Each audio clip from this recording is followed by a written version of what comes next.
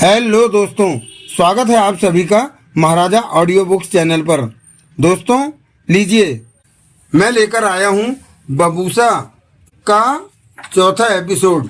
तो चलिए देर नहीं करते हैं और प्रारंभ करते हैं अनिल मोहन के उपन्यास बबूसा का एपिसोड नंबर 4।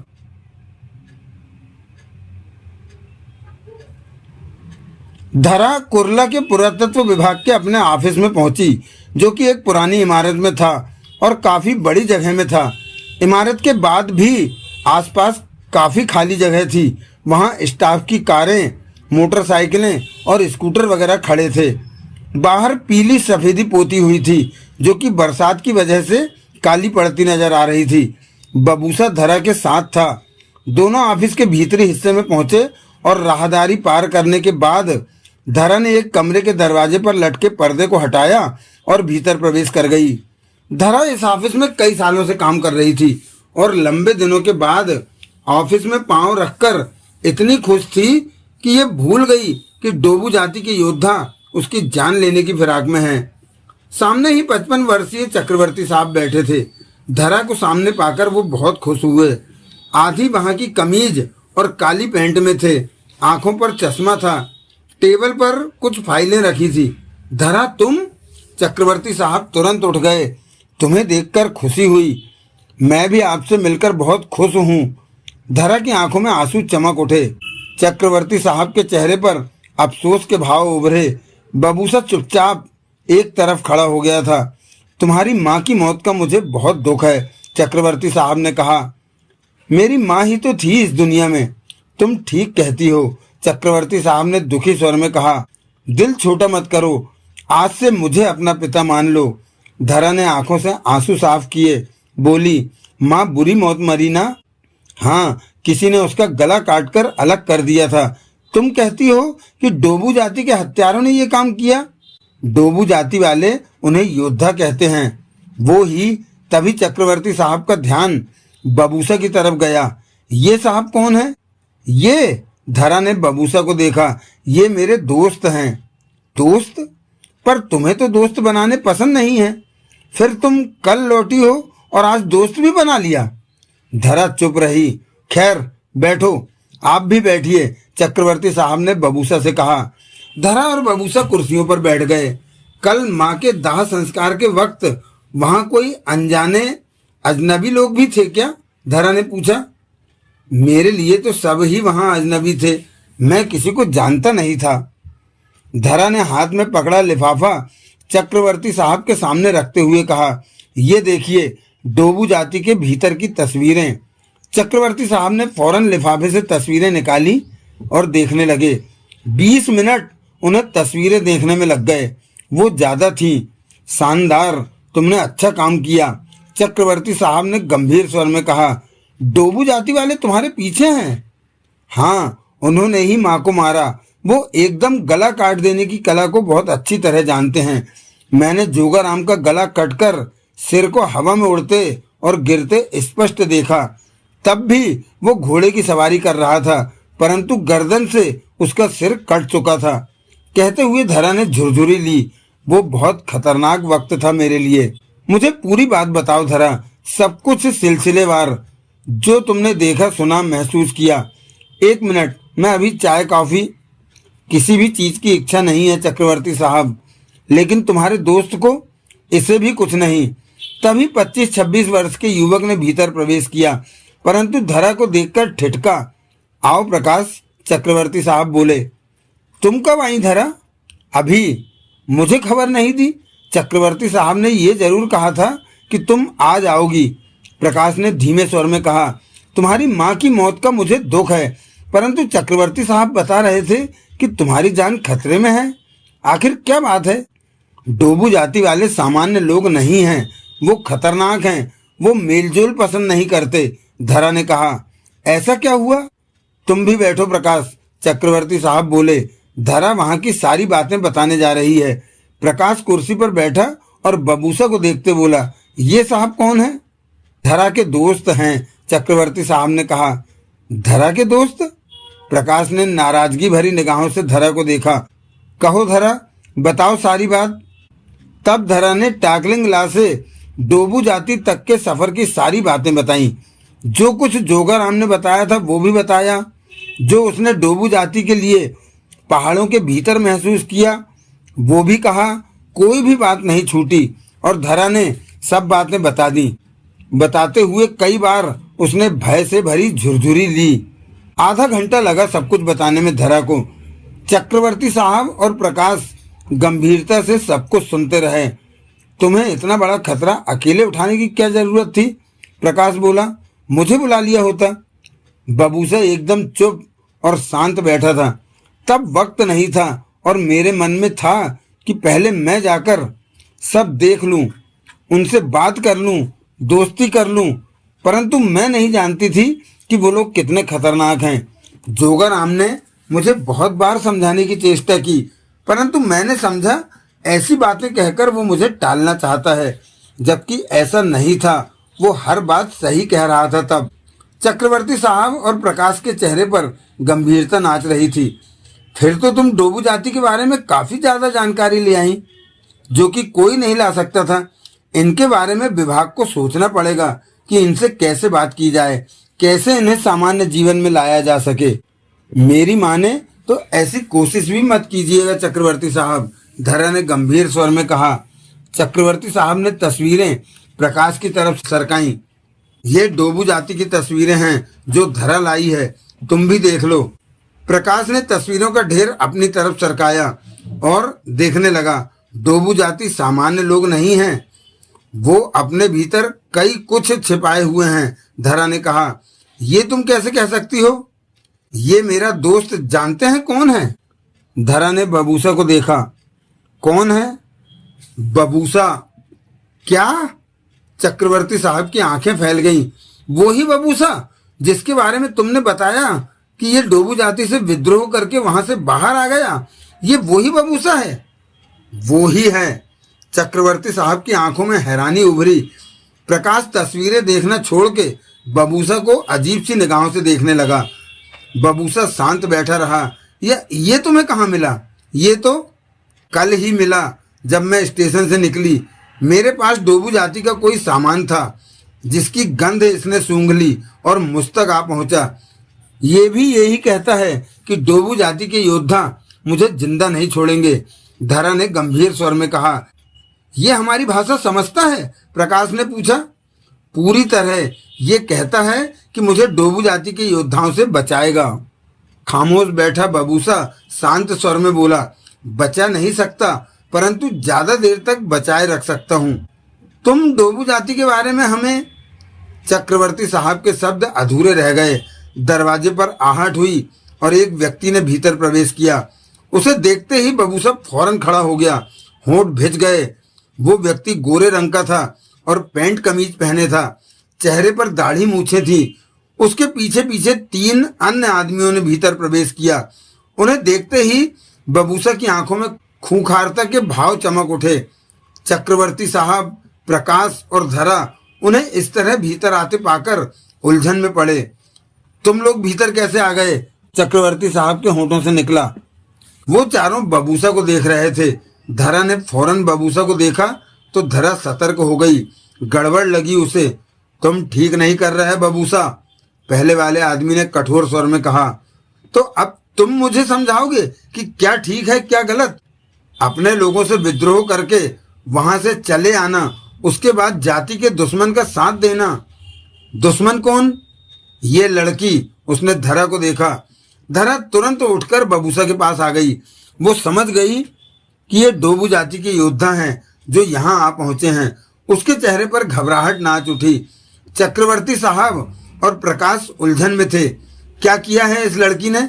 बबूसा ने कठोर स्वर में पूछा। ये पूरे चांद की रात हमारी जगह पर आ गई और तो तुम लोगों ने इसकी मां को मार दिया। तुम तो अच्छी तरह हमारी कार्यप्रणाली जानते हो।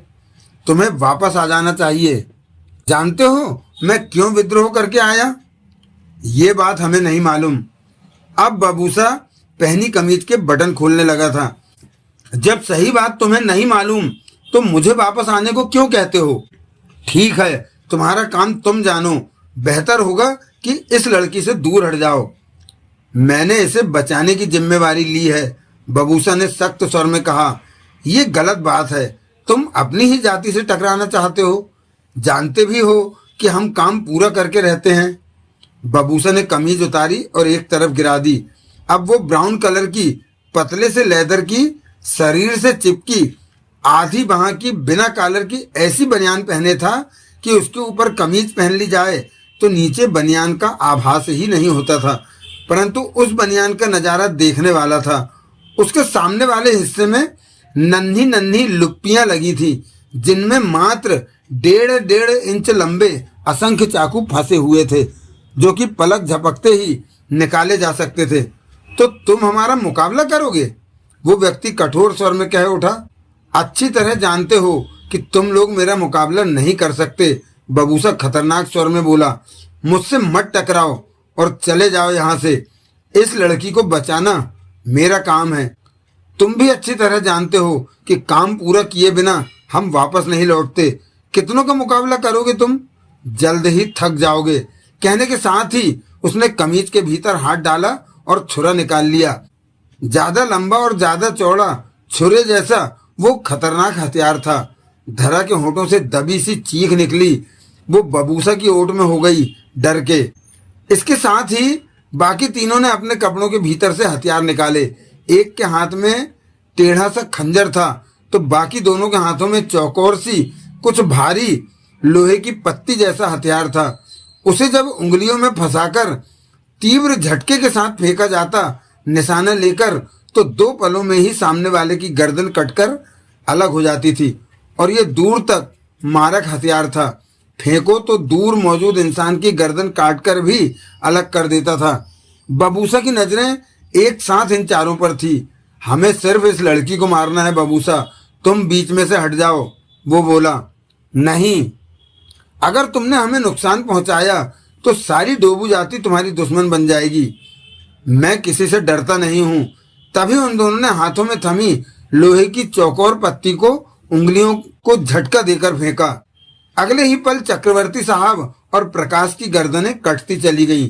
ये देखकर धरा के होठों से चीख निकल गई, परंतु उसी पल पलक झपकते ही बबूसा के हाथ तेजी से चले और दोनों हाथ एक साथ हरकत में आए थे। पहली बार में 2 छोटे चाकू हाथों में चमके और उन लोहे के पत्ती जैसे हथियार फेंकने वालों की छाती में जा धंसे। इससे पहले कि कोई कुछ समझता, 2 नन्हे चाकू और चले और अन्य दोनों की छाती में जा लगे। उन्हें कोई वार करने का भी मौका नहीं मिला। चंद सेकंडों में वो नीचे गिरे और शांत पड़ गए। धरा फटी फटी आंखों से ये सब देख रही थी। बबूसा ने कमीज दोबारा पहनी। वहां का दृश्य भयानक हो रहा था। चक्रवर्ती साहब और प्रकाश के गले कटे सिर लुढ़ककर फर्श पर गिर पड़े थे। चक्रवर्ती साहब का शरीर टेबल पर पड़ा था। वो कुर्सी पर बैठे थे, जबकि प्रकाश का शरीर कुर्सी से नीचे गिर चुका था। उन चारों की लाशें भी वहीं मौजूद थीं। चलो, बबूसा सतर्क स्वर में बोला। बाहर और लोग भी हो सकते हैं। धरा के होश गुम थे। सुन रही हो तुम? बबूसा ने धरा की बाह पकड़कर हिलाया। धरा होश में आते ही डरे स्वर में कह उठी। उन्होंने चक्रवर्ती साहब को और प्रकाश को। तुम जिंदा हो ये क्या कम है? बबूसा ने धरा की बाह पकड़ी और दरवाजे की तरफ बढ़ गया। धरा फर्श पर बिखरे खून से खुद को बचाती आगे बढ़ी। उसका दिमाग ठीक से काम नहीं कर रहा था। चक्रवर्ती साहब और प्रकाश की लाशों और कटे सिर वाली लाशों ने उसकी हालत खराब कर दी थी। तुम्हारे जरा जरा से चाकू हैं और लगते ही वो मर गए। धरा के होठों से कांपता सा स्वर निकला। उन पर खतरनाक तेज जहर लगा था। वो चाकू से नहीं, चाकू पर लगे जहर से मरे हैं, बबूसा बोला। ओह। दोनों कमरे से बाहर निकलकर गैलरी में आगे बढ़े जा रहे थे। आसपास से और भी लोग आ जा रहे थे। एक तरफ ऑफिसों के कमरे थे।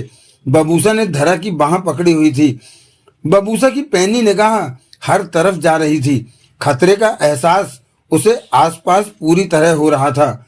वो जानता था कि इस तरह डोबू जाति के लोगों को मार देने का मतलब था डोबू जाति को अपना दुश्मन बना लेना, परंतु वो किसी से नहीं डरता था। उसे पूरा विश्वास था कि डोबू जाति उसका कुछ नहीं बिगाड़ सकती, लेकिन धरा को बचाए रखने की उसे चिंता थी। धरा ही थी कि जिसके साथ रहकर वो राजा देव को ठीक से तलाश कर सकता था। धरा का चेहरा फक्क सा था, वो डरी सहमी सी थी। चक्रवर्ती साहब और प्रकाश की सिर कटी लाशें उसकी आंखों के सामने घूम रही थी। कैसे देखते ही देखते गर्दन से उनके सिर कटकर नीचे जा गिरे थे।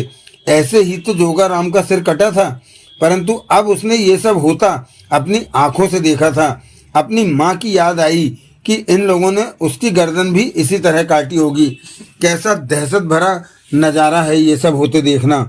मेरी बाह छोड़ो, साथ में तेज तेज चलते धरा ने कहा। चुप रहो, अभी खतरा आसपास ही है, बबूसा ने भिचे स्वर में कहा। तुमने सबको मार दिया है, फिर खतरा कैसा? बाकी के लोग आसपास ही हैं। ये लोग कभी भी कम संख्या में हमला नहीं करते।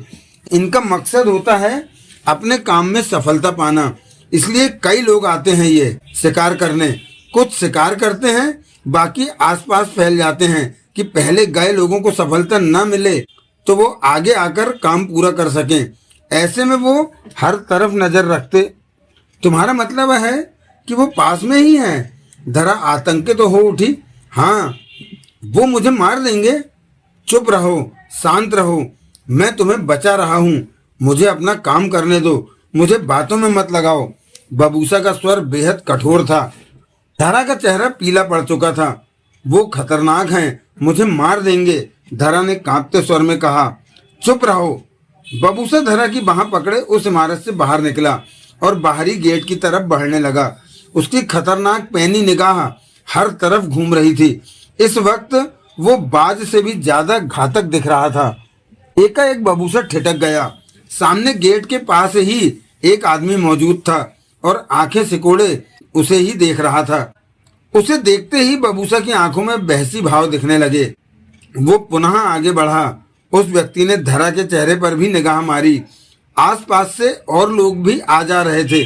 बबूसा धरा का हाथ पकड़े उस व्यक्ति के पास जा पहुंचा। तुम्हें देखकर खुशी हुई बबूसा, उस व्यक्ति ने गंभीर स्वर में कहा। बबूसा के होठों से गुर्राहट निकली। उस व्यक्ति ने धरा को देखा और बबूसा से कहा, क्या तुम इस लड़की को मेरे हवाले करने जा रहे हो? तभी बबूसा का बायां हाथ उसकी तरफ तेजी से बढ़ा और पंजा फैलकर उसकी गर्दन पर जा पड़ा।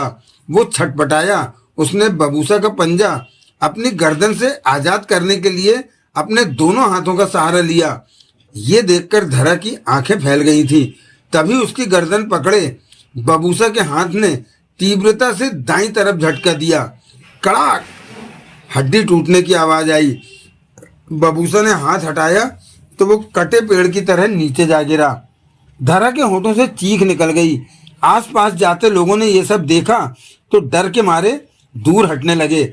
बबूसा चेहरे पर दरिंदगी समेटे चार दीवारी के गेट से बाहर निकलता चला गया, परंतु अगले ही पल उसने धरा का हाथ छोड़ा और उसकी टांगों पर टांग मारकर धरा को नीचे गिरा दिया।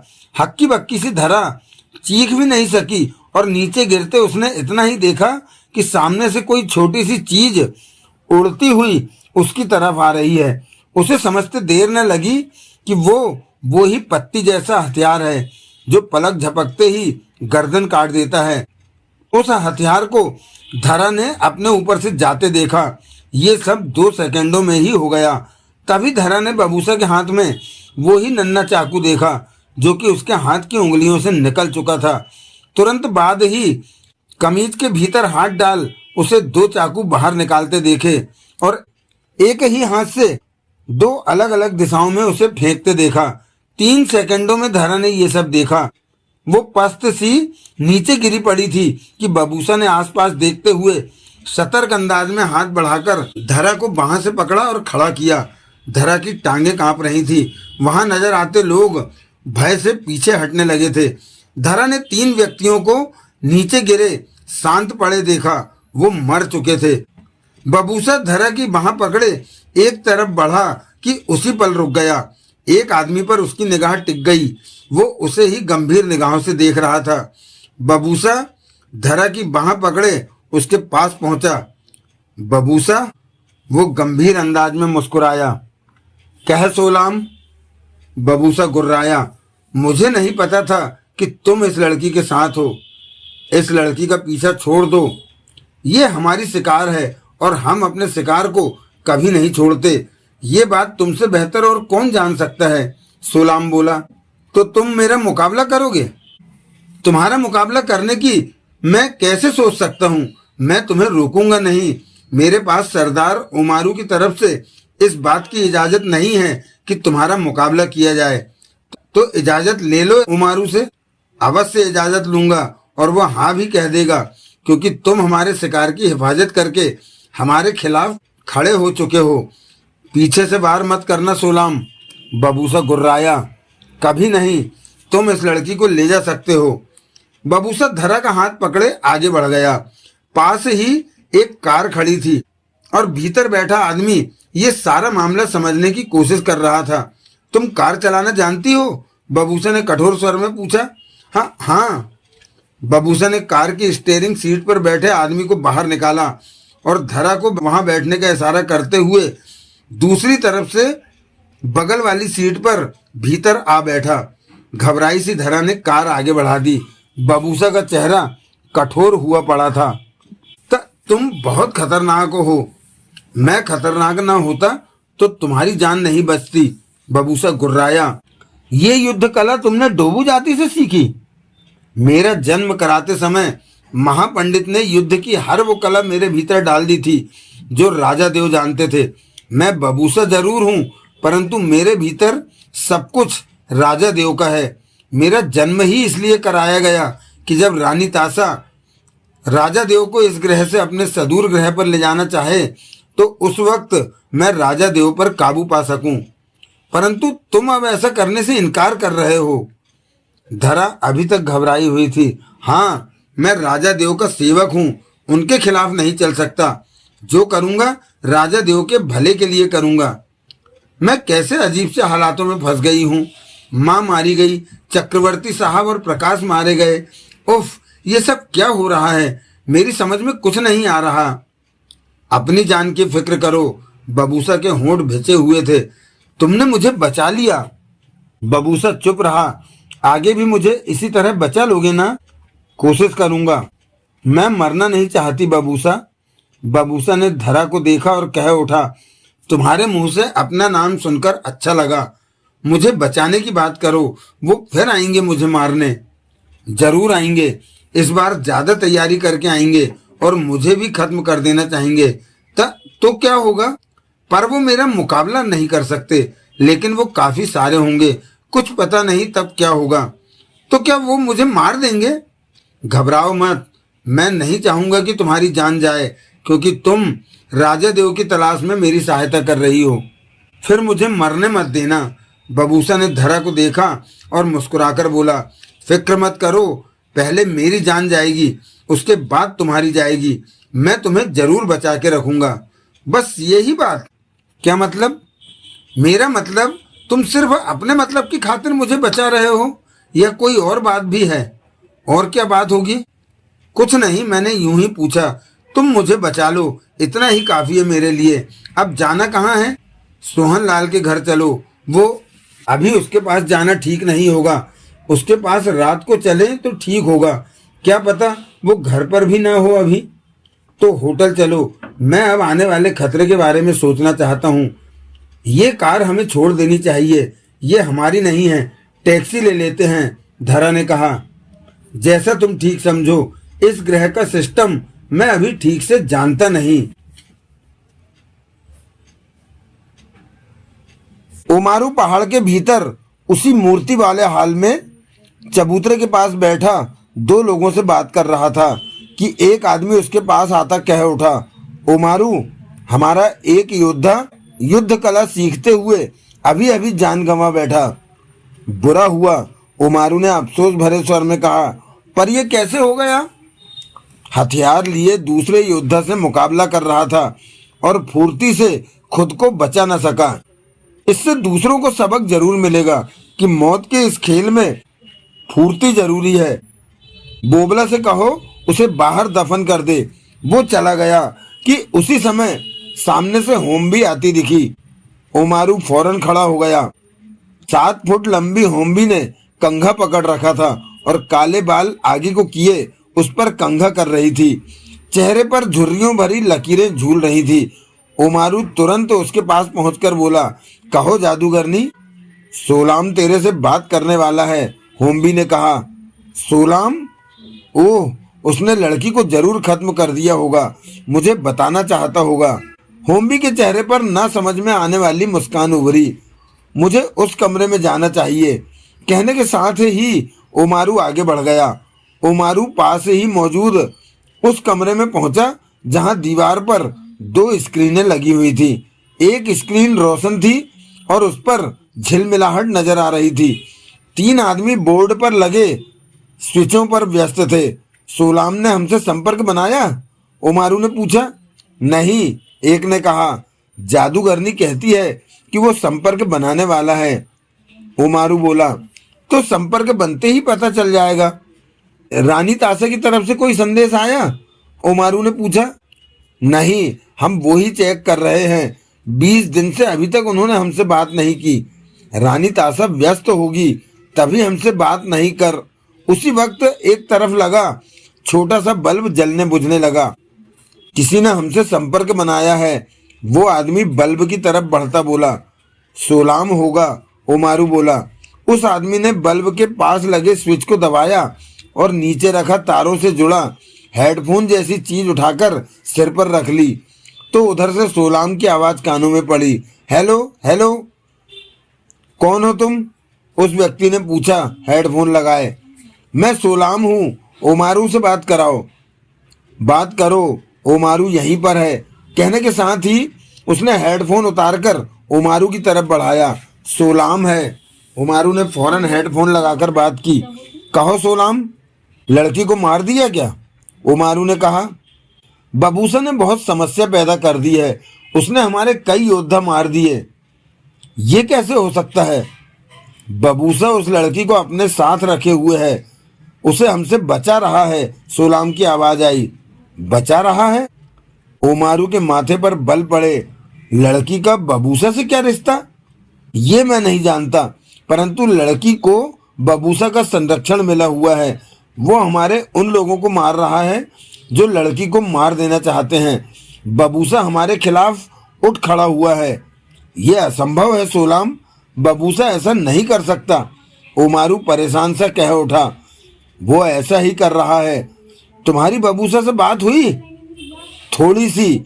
वो लड़की को बचाए रखने को कहता है। ये तो गलत कर रहा है बबूसा, सीधा सीधा हमारे खिलाफ मैदान में उतर रहा है। वो पागल तो नहीं हो गया? वो पूरे होश में था और ठीक था, उसने मुझे भी चेतावनी दी। ओह, ओमारू का चेहरा कठोर हो गया। तो लड़की के साथ बबूसा को भी खत्म कर दो। ऐसा किया तो सदूर ग्रह वाले नाराज हो सकते हैं। बबूसा उन्हें प्यारा है, लेकिन बबूसा हमारे नियमों के खिलाफ चल रहा है। उसे लड़की को नहीं बचाना चाहिए। उसने हमारे आदमी भी मारे। उधर से सोलाम की आवाज आई। ओमारू के होठों से गुर्राहट निकली।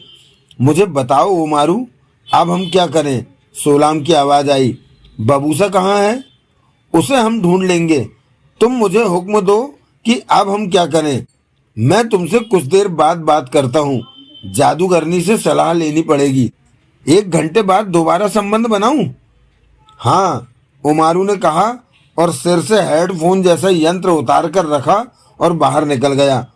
होम्बी मूर्ति वाले चबूतरे पर बैठी थी, अभी भी सिर के बाल आगे की तरफ करके कंघी फेर रही थी। उसकी निगाह इधर उधर जाते कामों में व्यस्त अन्य लोगों पर फिर रही थी कि नजर ओमारू पर टिक गई, जो कि उसकी तरफ आ रहा था। होम्बी के चेहरे पर व्यंग भरी मुस्कान नाच उठी। मूर्ति वाले चबूतरे पर सिर्फ होम्बी ही बैठ सकती थी, कोई और वहां नहीं बैठ सकता था, ओमारू भी नहीं। होम्बी को डोबू जाति में विशेष दर्जा प्राप्त था।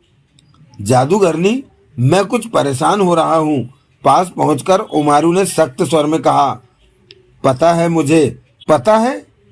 क्या पता है? वो लड़की तेरे लिए मुसीबतें खड़ी कर रही है। मैंने तो पहले ही कह दिया था कि ऐसा होगा, वो ही हो रहा है।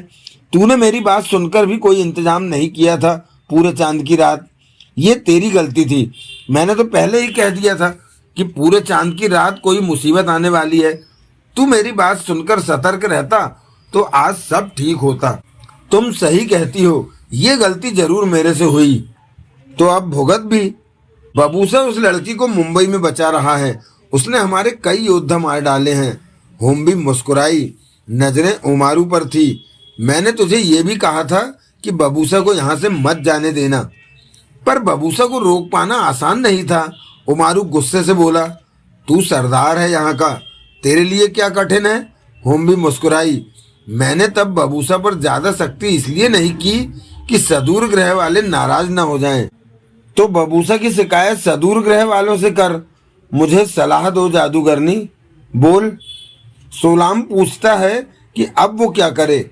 बबूसा लड़की को बचाता जा रहा है, वो हमारे रास्ते में आ रहा है, उसने हमारे कई योद्धाओं को मार दिया है। मैं चाहता हूँ कि बबूसा को मारने का आदेश दे दूं। उमारू बोला, दे दे, परंतु सदूर ग्रह वाले बबूसा को चाहते हैं। बबूसा मर गया तो वो हमसे नाराज हो सकते हैं। जब भी वो पोपा पर आते हैं तो हमें ढेर सारी काम की चीजें देते हैं। हमारे आदमी मुंबई से हमसे फौरन बात कर लेते हैं, तो ये यंत्र भी हमें सदूर ग्रह वालों ने ही दिए हैं। उन यंत्रों को चलाने के लिए हमें बिजली देते हैं। वो हमारे दोस्त हैं जादूगरनी। तो तू क्या चाहता है सरदार? मैं अब क्या करूं? तेरे को सदूर ग्रह के लोग प्यारे हैं या अपनी जाति और जाति के नियम? अपनी जाति से प्यार है जादूगरनी, तो सोलाम से कह दे कि बबूसा को भी मार दे। जादूगरनी मुस्कुराई, बबूसा मरा तो सदूर ग्रह वाले हमसे नाराज? वो नाराज नहीं होंगे। होम्बी हंस पड़ी, बबूसा मरेगा तो वो नाराज होंगे, परंतु मैं देख रही हूं वो नहीं मरेगा। नहीं मरेगा? उमारू के दांत भिज गए। ये कैसे हो सकता है? हमारे कितने ज्यादा योद्धा वहां पहुंच चुके हैं। किस किस से बचेगा बबूसा? कोई न कोई वार तो उस पर सफल होगा ही। होम्बी ने आंखें बंद कर ली। उमारू की निगाह होम्बी के झुर्रियों वाले चेहरे पर टिकी रही। मिनट भर बाद होम्बी ने आंखें खोली और कहा, सोलाम से कह दे कि बबूसा को कैद करने की कोशिश करें। ऐसा ना हो सके तो उसे मार दें। हम लोग बबूसा को मारने में सफल हो जाएंगे ना? नहीं। होम्बी ने गंभीर निगाहों से उमारू को देखकर कहा, बबूसा का बाल भी बांका नहीं होगा। मैं जिस तूफान को उठते हुए देख रही हूँ, तू अभी तक उस तूफान की हवा को भी महसूस नहीं कर पाया।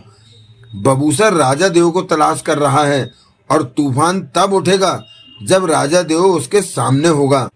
मैं रानी तासा का भी आभास पा रही हूँ। वो आने वाली है यहाँ, और उसके साथ एक बेहद खतरनाक इंसान होगा जिसे कोई भी संभाल नहीं पाएगा।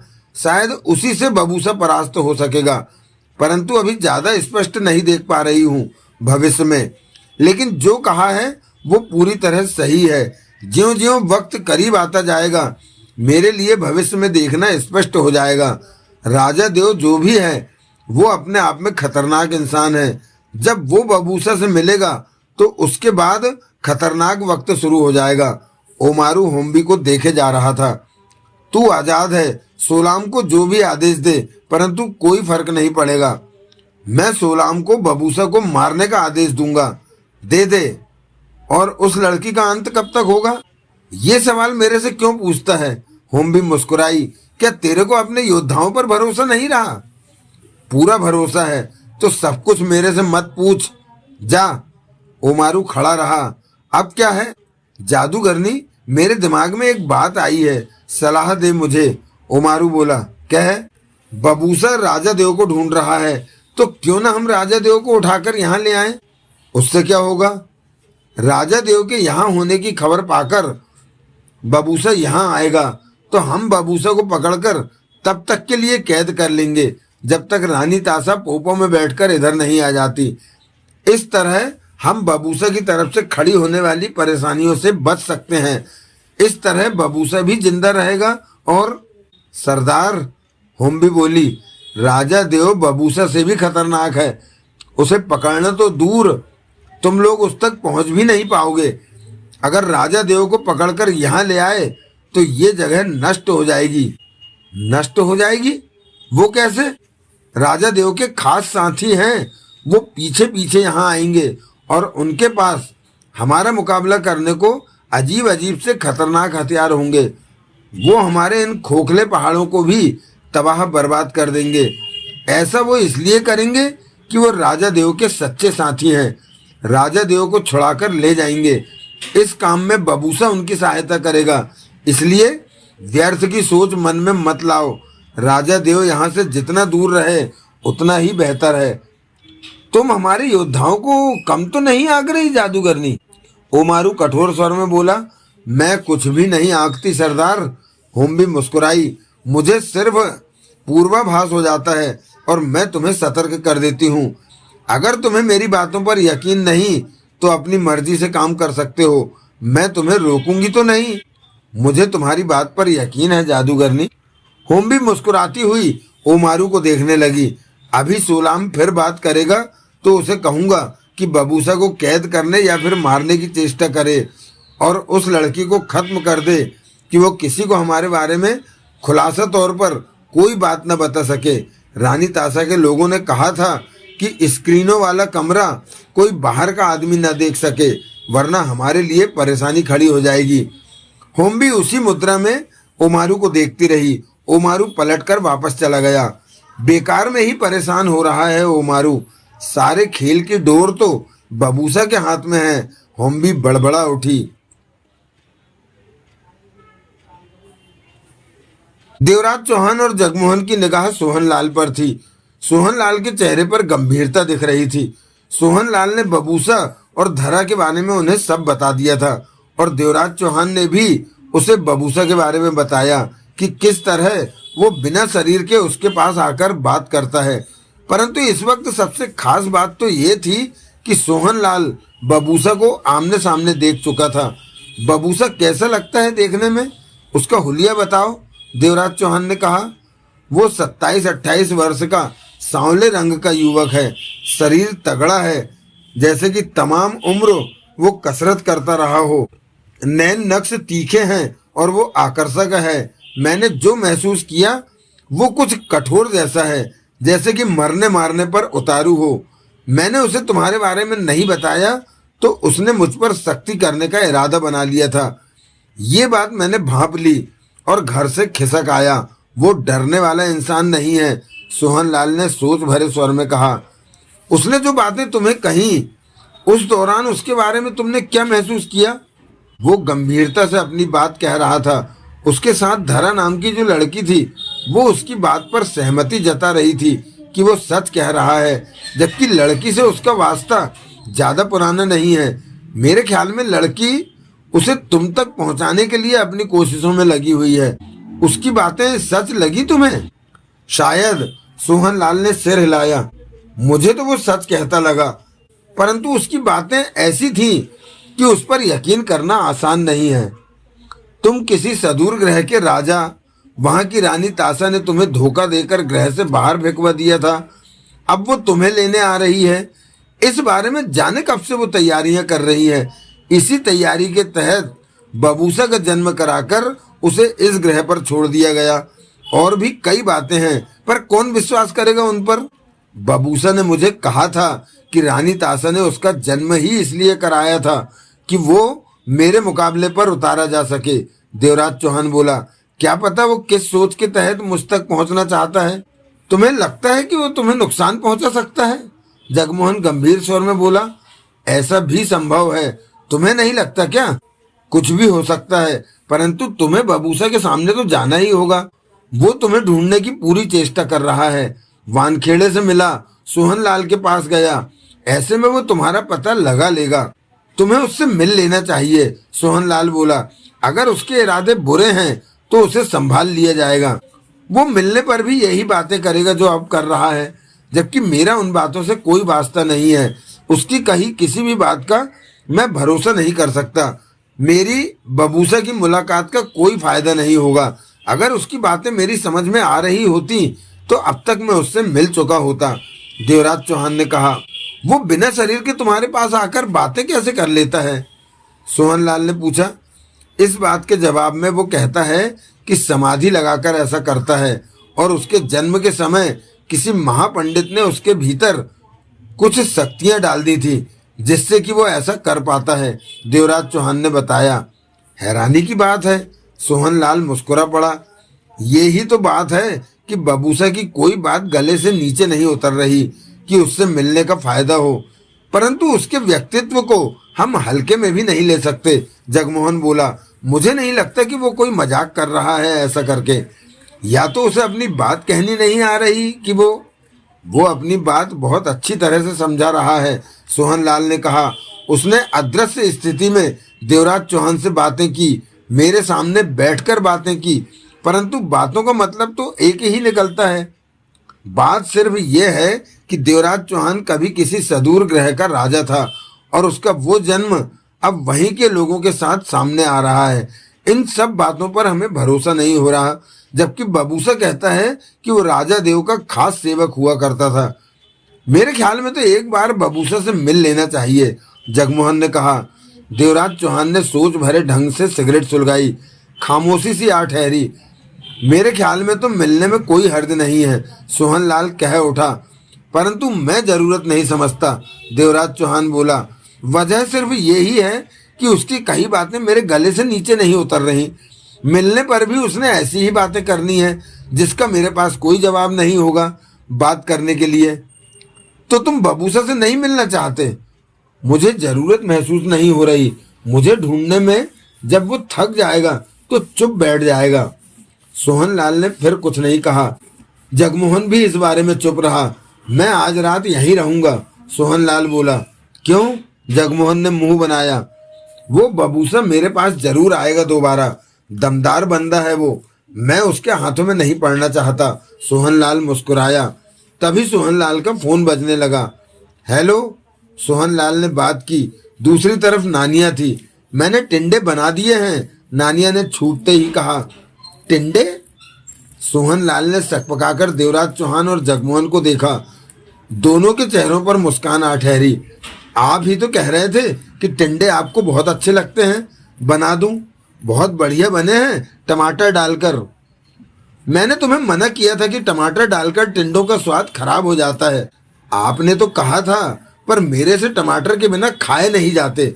बहुत स्वादिष्ट बने हैं, खाकर तो देखिए। टमाटर डाल दिए तो डाल दिए, अब खाने ही पड़ेंगे। मुझे पता था आप खा लेंगे, तभी तो टमाटर डाल दिए। अब घर आ जाओ। वो आया तो नहीं?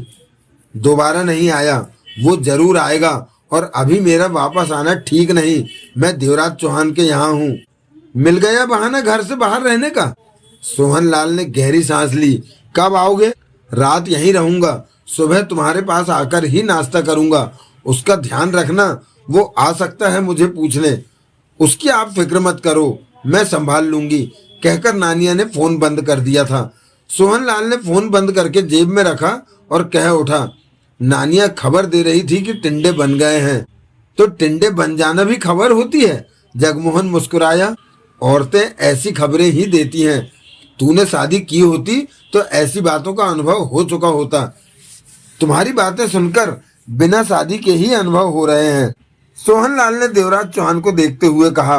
बबूसा से मिलने का तुम्हारा कोई इरादा नहीं है? उसकी बातों पर मुझे विश्वास नहीं है। तुम्हें भरोसा है तो कहो, देवराज चौहान बोला। मुझे भी नहीं है। तो बबूसा को भूल जाओ, देवराज चौहान ने कहा और उठ खड़ा हुआ। बबूसा और धरा होटल के कमरे में पहुंचे। बबूसा के चेहरे पर गंभीरता ठहरी हुई थी, जबकि धरा अपने ही विचारों और भय में उलझी हुई थी। चक्रवर्ती साहब और प्रकाश के सिर कटे शरीर उसे बार बार कांपा रहे थे।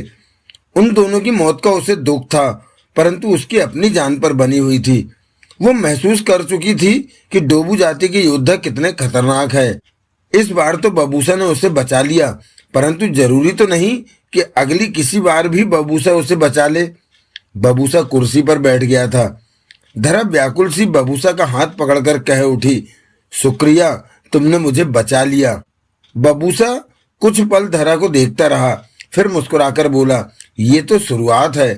धरा ने उसका हाथ थपथपाकर छोड़ा और कहा, मतलब कि वो फिर आएंगे? वो बार बार तब तक आते रहेंगे जब तक कि वो सफल नहीं हो जाते। ओह, धरा ने गहरी सांस ली। मतलब कि वो हर हाल में मुझे मार के ही रहेंगे। मैं तुम्हें बचाऊंगा। कब तक? एक दिन तो वो मुझे मारने में सफल हो ही जाएंगे, इसमें कोई शक नहीं।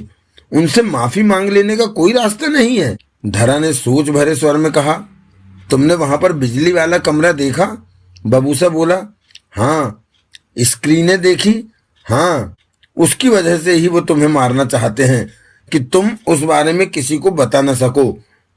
वो जानते हैं कि उनके पास ऐसी चीजें होने की भनक बाहरी लोगों को मिलेगी तो उनके पास कई लोग आएंगे ये जानने के लिए कि उन चीजों का वो क्या करते हैं। वो नहीं चाहते कि उनके रहस्य लोग जाने। वो उन चीजों का क्या करते हैं? उन चीजों से वो सदूर ग्रह वालों से संपर्क बनाते हैं, बात करते हैं। सदूर ग्रह वाले भी उनसे बात करते हैं, पर वहां बिजली तो है नहीं। सदूर ग्रह वालों ने डोबू जाति को बिजली दे रखी है। ये भला कैसे संभव है? पता नहीं कैसे संभव है, पर वो ही बिजली देते हैं। छोटा सा डिब्बा जैसी कोई चीज है, उसमें तारें जोड़ देने से बिजली आ जाती है। वो डिब्बा कई साल तक काम देता है। ऐसे कई डिब्बे उन्होंने डोबू जाति को दे रखे हैं कि जब बिजली का एक डिब्बा खत्म हो जाए तो दूसरे में तारें लगा लें। बबूसा ने बताया। फिर तो वो बैटरी जैसी कोई चीज होगी। धरा कह उठी। तुमने अभी मेरा हाथ पकड़ा था? हाँ। फिर से पकड़ो। क्यों? धरा ने बबूसा को देखते होंठ सिकोड़े। मुझे अच्छा लगता है। बबूसा का स्वर शांत था। क्या पहले कभी किसी औरत ने तुम्हारा हाथ नहीं पकड़ा? मैंने किसी को पकड़ने नहीं दिया। मैं औरतों से दूर रहता था। डोबू जाति में? हाँ। और अपने ग्रह पर? वहां तो मैंने शादी कर रखी थी, परंतु वो रिश्ता खत्म हो गया। महापंडित ने मेरा नया जन्म कराने के लिए मेरे प्राण ले लिए और वो जीवन मेरा समाप्त हो गया। अब इस जीवन में तुम्हारा स्पर्श मुझे अच्छा लगा। धरा बबूसा को देखती रही।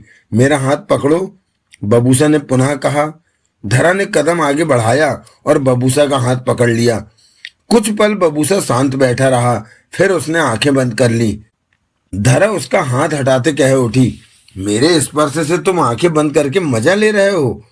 जवाब में बबूसा मुस्कुराया, उसे देखता रहा, कहा कुछ नहीं।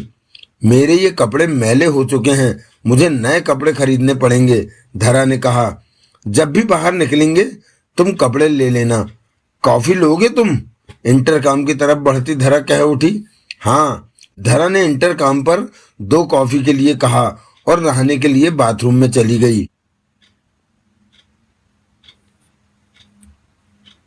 धरा नहा आई थी, कपड़े वो ही पहन लिए थे।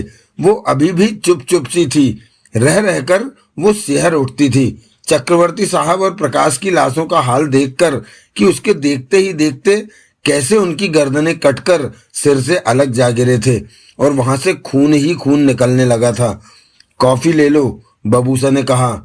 धरा ने देखा बबूसा के हाथ में कॉफी का प्याला था। उसका प्याला सेंटर टेबल पर रखा था। धरा सोफे पर बैठी और कॉफी का प्याला उठा लिया। तुम चिंतित किस वजह से हो? बबूसा ने पूछा। मैं डर रही हूं डोबू जाति के लोगों से, धरा ने गंभीर स्वर में कहा। इस तरह डरने से काम नहीं चलेगा। मैं हूं तुम्हारी रक्षा के लिए। तुम कब तक मुझे बचा सकोगे? एक दिन तो वो कामयाब हो ही जाएंगे। जब तक जिंदा हो जीवन का आनंद लो, डर कर जिया नहीं जा सकता। बबूसा बोला। वो तुम्हें मार देंगे या तुम मर जाओगी, ये सोचना छोड़कर ये सोचो कि तुम अभी जिंदा हो। धरा ने कॉफी का घूंट भरा, चुप रही। शाम होने वाली है, अंधेरा होते ही सोहनलाल के घर जाना है, उससे राजा देव का पता पूछना है।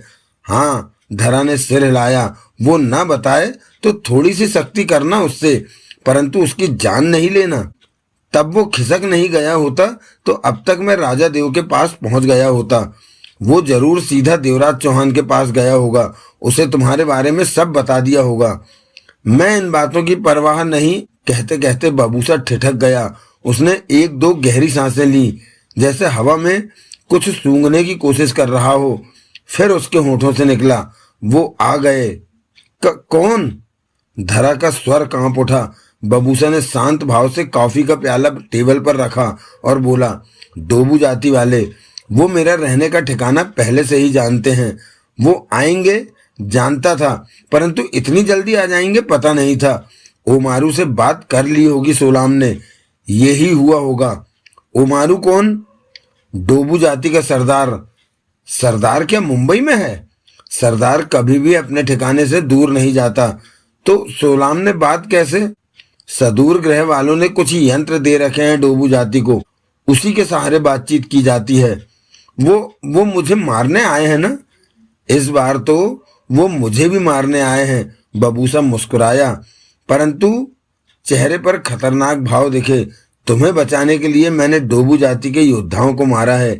ये बात सरदार को बहुत बुरी लगी होगी। धरा का चेहरा फक्क हो गया। उसने कॉफी का प्याला रख दिया। बबूसा उठा और अपनी कमीज खोलते बोला, इस मुकाबले के बाद हम इस होटल में नहीं रह पाएंगे। तुम्हारे पास कोई जगह हो तो याद कर लो, जगह नहीं भी है तो कोई जगह सोच लो जहां हम रुक सकते हैं। अगर कोई भी इंतजाम नहीं है तो तब भी कोई बात नहीं, हम मिलकर किसी जगह का इंतजाम कर लेंगे। बबूसा ने कमीज उतारकर एक तरफ फेंक दी। उसके सीने पर बनियान जैसे चिपके लेदर पर सैकड़ों नन्हे चाकू फंसे दिखने लगे। धरा अभी तक घबराई सी खड़ी थी। डरो मत वरना मर जाओगी, बबूसा बोला। अपने को मजबूत रखो। वो करीब आ पहुंचे हैं। करीब कहाँ? धरा के होठों से सूखा सा स्वर निकला। बबूसा की खतरनाक निगाह दरवाजे की तरफ बढ़ी। तभी दरवाजा थपथपाया गया। बबूसा के होठों से गुर्राहट निकली। कह उठा, तुम हर पल मेरे करीब ही रहना, तभी तुम्हें बचा पाऊंगा। इसके साथ ही वो दरवाजे की तरफ बढ़ गया। धरा तुरंत उसके साथ चल दी। टांगों में कंपन सा हो रहा था। मौत का भय उसकी आंखों में स्पष्ट नजर आ रहा था। दिल धाड़ धाड़ बज रहा था। पास पहुंचकर बबूसा ने दरवाजा खोला तो सोलाम को खड़े पाया। दोनों की नजरें मिली। बबूसा के चेहरे पर कठोरता थी और सोलाम गंभीर दिखा। वो मुस्कुराया, बोला, मैं आ गया बबूसा। तुम अकेले तो नहीं होगे? बबूसा ने शब्दों को चबाकर कहा। तुम जानते ही हो कि शिकार करते वक्त हम समूह में रहते हैं। मेरे योद्धाओं ने ये जगह घेर रखी है। बबूसा के चेहरे पर खतरनाक भाव उभरे। ये कहकर तुम मुझे डराने की चेष्टा कर रहे हो सोलाम? मैं जानता हूं बबूसा किसी से नहीं डरता। मैंने तो तुम्हारे सवाल का जवाब दिया है। बबूसा वहीं खड़ा कहर भरी निगाहों से सोलाम को देखता रहा। मुझे भीतर आने दो, सोलाम बोला। कुछ बात हो जाए। क्या बात? ऐसी बात कि जिसमें हम दोनों का भला हो। इस स्थिति में तुम मेरा भला नहीं सोच सकते। मैंने कहा है ऐसी बात जिसमें हम दोनों का भला हो। बबूसा दरवाजे से पीछे हटा। सोलाम भीतर आया। बबूसा ने दरवाजा बंद किया और पीछे हटता चला गया। सोलाम कमीज पैंट पहने था। उसकी आधी बाह की कमीज पैंट से बाहर झूल रही थी। धरा खुद को बबूसा की ओट में रखने की चेष्टा करती बार बार सोलाम को देख रही थी। सोलाम के चेहरे पर गंभीरता थी। बबूसा बेहद सतर्क और खतरनाक नजर आ रहा था। हमने एक साथ युद्ध कला सीखी बबूसा, एक साथ ही बड़े हुए, सोलाम बोला। बबूसा की निगाह सोलाम पर ही रही। हम में झगड़ा होना अच्छी बात नहीं होगी। मैं जानता हूं कि युद्ध में तुम मेरे से कहीं बेहतर हो। तुमने युद्ध कला को बहुत तेजी से सीखा। मेरे से ज्यादा काबिल हो तुम। मैं ज्यादा देर तुम्हारे मुकाबले पर नहीं ठहर सकता।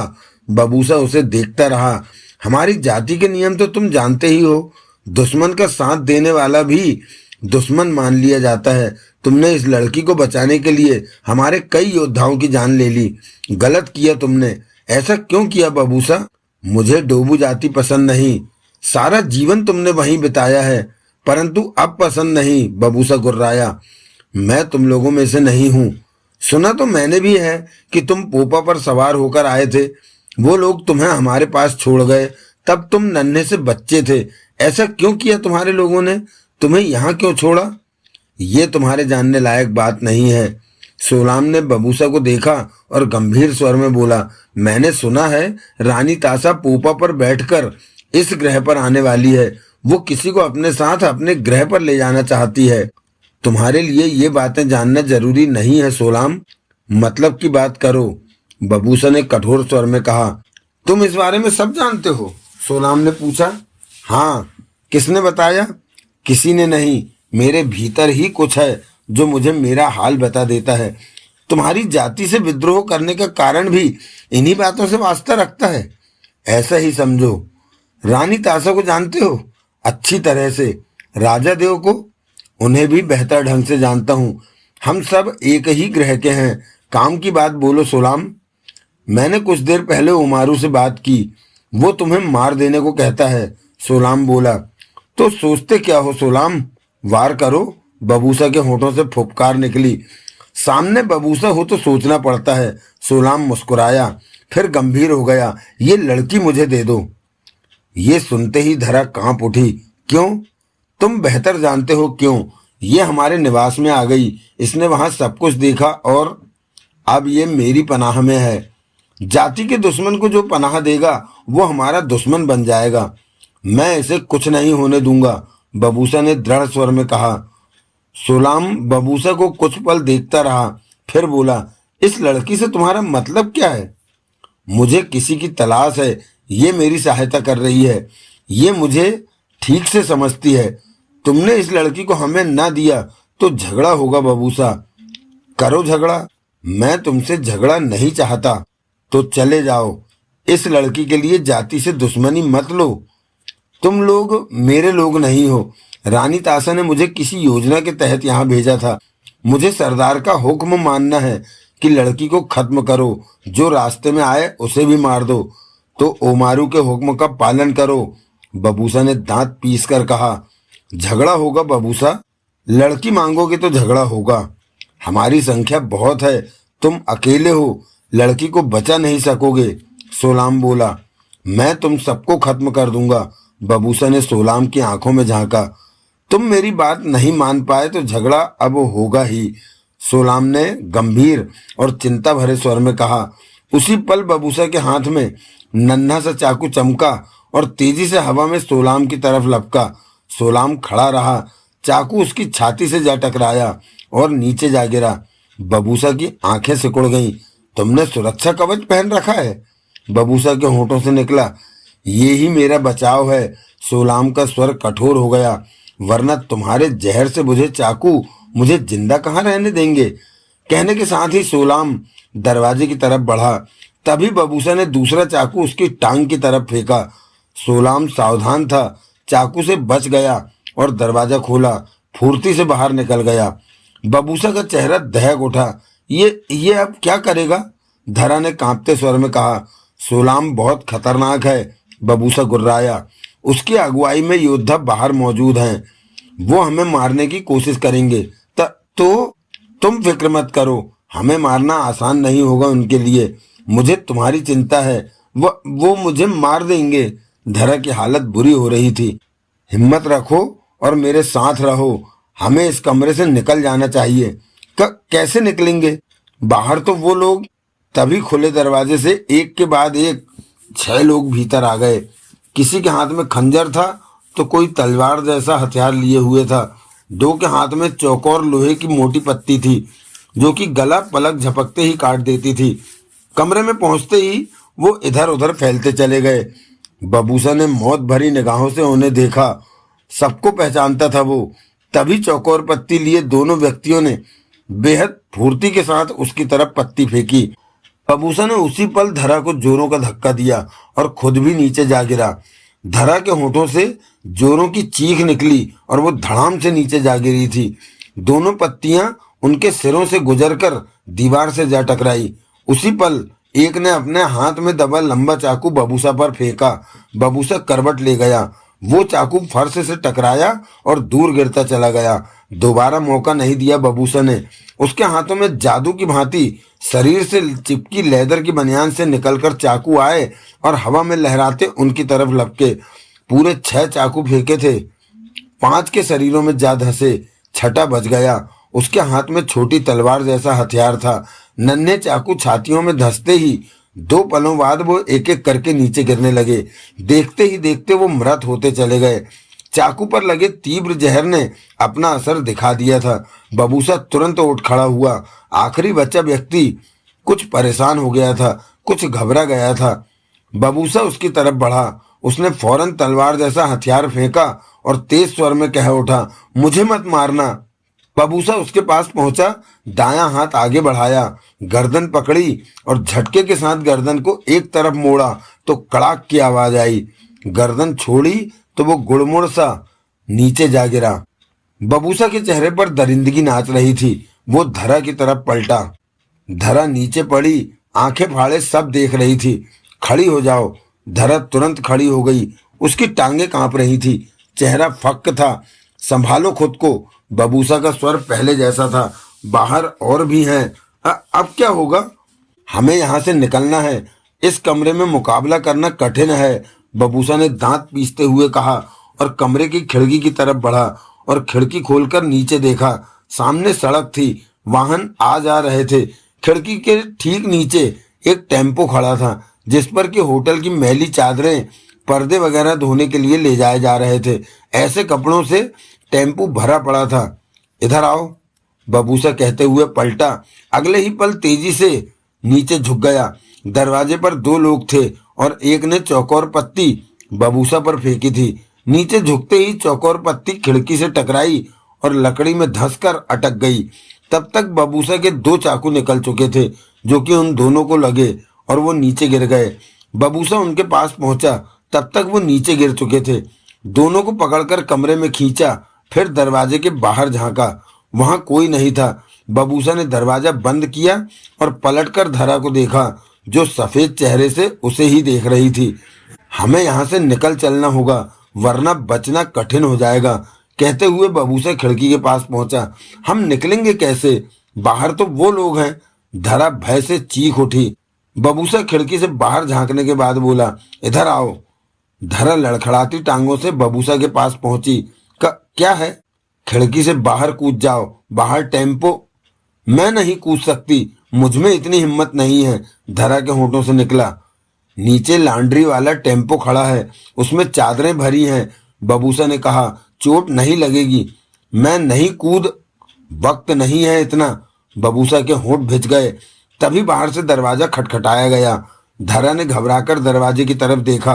अगर खुद कूदोगी तो चोट नहीं लगेगी, मैंने उठा के फेंका तो हाथ पांव टूट सकता। क्या तुम मुझे फेंकोगे?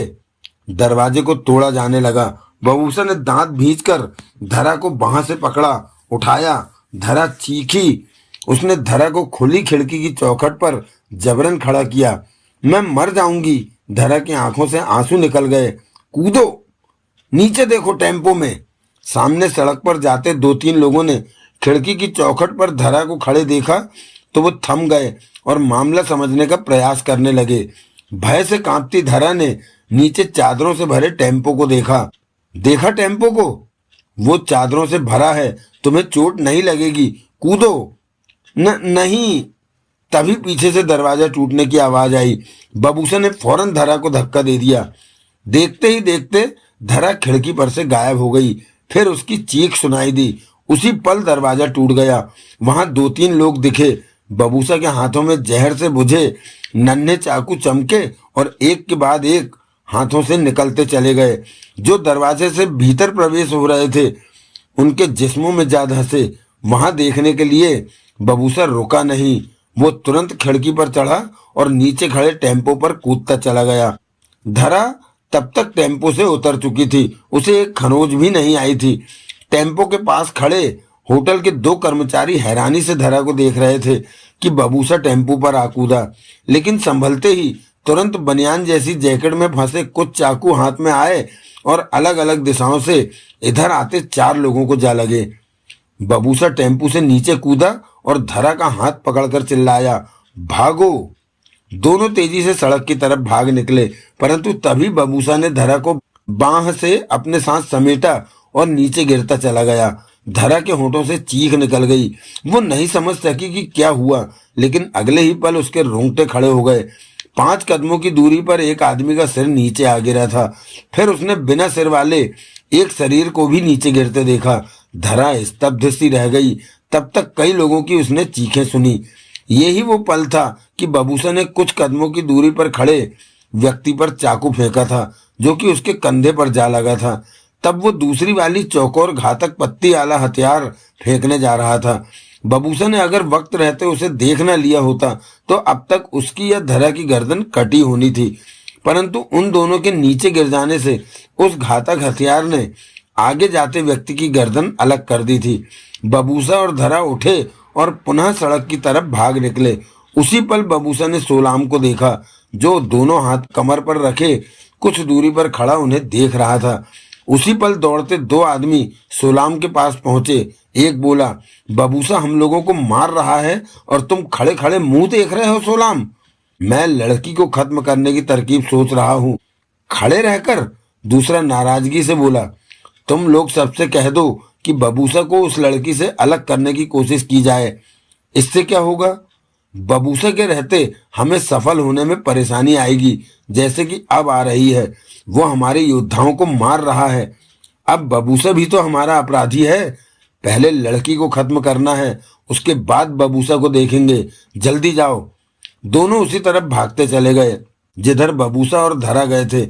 इस दौरान सोलाम ने अपने कई योद्धाओं को बबूसा और धरा के पीछे जाते देख लिया था। कुछ पल सोलाम गंभीरता से खड़ा रहा, फिर वो भी उसी तरफ भाग निकला। वहां मौजूद लोग दहशत से भर चुके थे। सामने सिरकटी लाश पड़ी थी।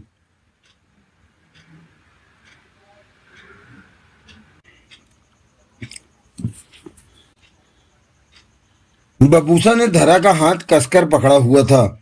दोनों ने किसी तरह भागते हुए वाहनों से भरी उस सड़क को पार किया। कई कारों के पहिए ब्रेकों से चीख उठे थे। धरा हाँफ रही थी, परंतु पूरी हिम्मत से बबूसा के साथ भाग रही थी। वो जान चुकी थी कि मौत करीब है। बबूसा के संग न भागी तो मारी जाएगी। पीछे कोई आ रहा है या नहीं, ये देखने का उसे होश नहीं था। लेकिन बबूसा यदा कदा नजर पीछे डाल लेता था। वो जानता था कि पीछे योद्धा आ रहे हैं। सोलाम भी पीछे है। उसे मालूम था कि सोलाम जिद्दी इंसान है। वो हर काम को पूरा करने की अंत तक कोशिश करता था। वो इतनी जल्दी उसका पीछा नहीं छोड़ेगा। धरा को खत्म करने का काम हाथ में लिया है तो काम को हर हाल में पूरा करने की चेष्टा करेगा। तभी पुलिस सायरन सुनाई देने लगा। ये पुलिस सायरन की आवाज है, धरा ने ऊंचे स्वर में बबूसा को बताया। बबूसा उसका हाथ पकड़े भागता रहा। इस तरह कब तक भागते रहेंगे? हमें कार चाहिए, धरा बोली। वो तुम देखो, बबूसा ने कहा।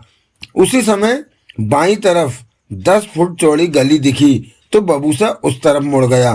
पुलिस सायरन की आवाज ठीक उनके पीछे आ गई। पुलिस हमारे पीछे है, धरा चीखी। हे भगवान, मैं कहाँ फंस गई? दौड़ते दौड़ते धरा ने कहा। वो गली में प्रवेश कर गए। पुलिस कार भी उनके पीछे गली में आ गई। धरा ठिठकने लगी तो बबूसा उसे खींचते हुए बोला, रुको मत, भागो। पुलिस से बचकर कहाँ भागेंगे? रुक जाओ। डोबू जाति वाले पुलिस से ज्यादा खतरनाक। परंतु धरा रुक गई। बबूसा को भी रुकना पड़ा। दोनों पलटे। पीछे पुलिस कार आ रुकी थी। सायरन अब भी बज रहा था कि एकाएक सायरन बजना रुका और पुलिस कार का दरवाजा खुला। एक पुलिस वाला बाहर निकला। हाथ में रिवाल्वर थी जिसका रुख उनकी तरफ था। हाथ ऊपर उठा लो, तुम लोगों ने गला काटकर एक आदमी की हत्या की है। हाथ ऊपर, पुलिस वाला कठोर स्वर में बोला। उसी वक्त कार चलाने वाला पुलिस वाला भी बाहर निकला। उसके हाथ में पिस्तौल दबी थी। बबूसा के होंठ भिजे थे। उसकी लेदर की बनियान पर फंसे नन्हे चाकू नजर आ रहे थे। धरा का चेहरा फक्क हो उठा था।